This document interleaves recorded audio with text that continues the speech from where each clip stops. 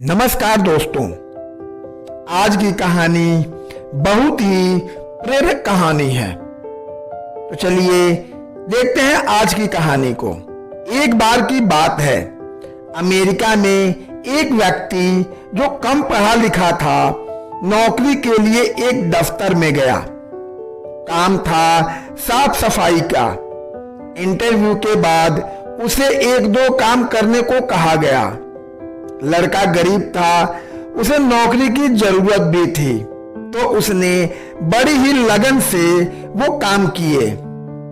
काम देखने के बाद मालिक ने कहा कि शाबाश, मुझे तुम्हारा काम बहुत पसंद आया, मैं तुम्हें ये नौकरी देता हूं।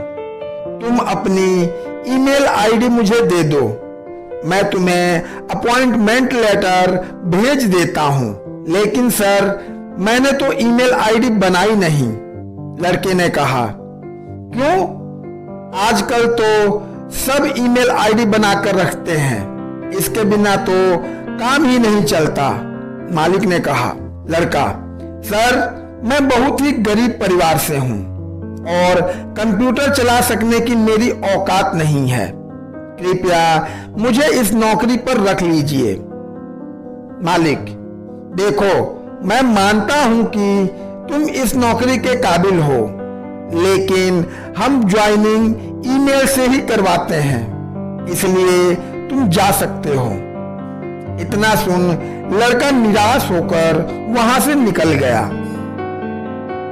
रास्ते में चलते चलते उसने देखा कि एक औरत सब्जी वाले से टमाटर के बारे में पूछ रही थी और उसके पास टमाटर नहीं थे।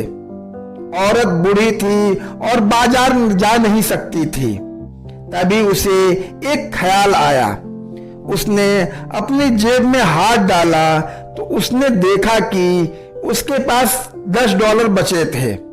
वह तुरंत बाजार गया और $10 के टमाटर ले आया।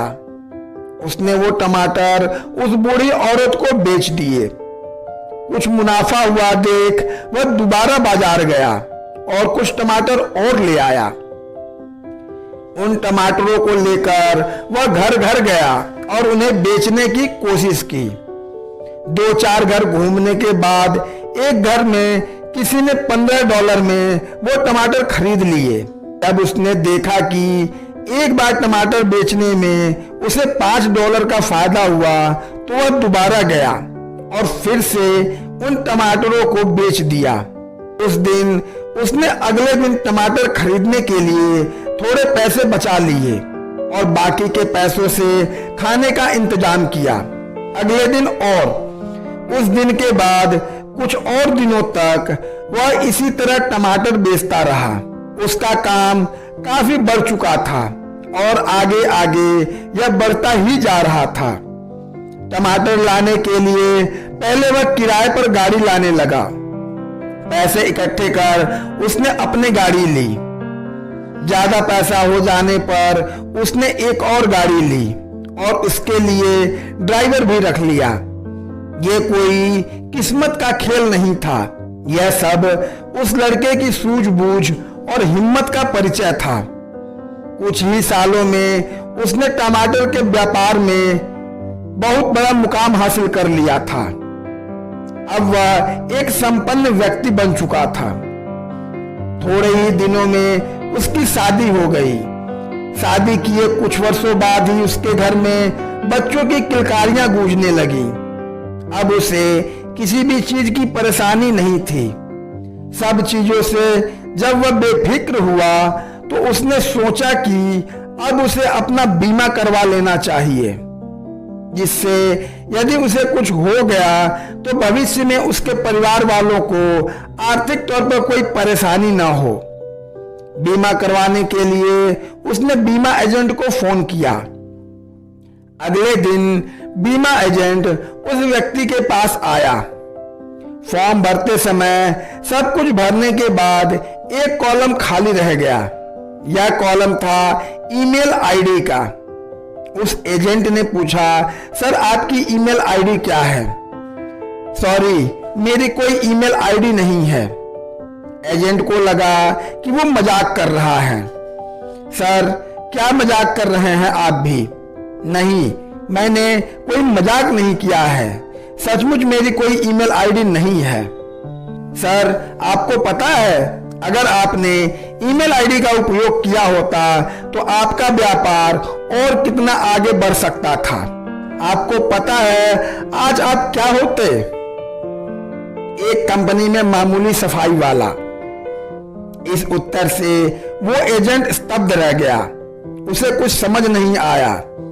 तब उस व्यक्ति ने उसे अपनी कहानी सुनाई, जिसे सुन एजेंट को यह एहसास हुआ कि इंसान के अंदर इच्छा हो तो वह कुछ भी हासिल कर सकता है और इसके लिए जरूरी नहीं कि उसके पास सभी साधन मौजूद हों।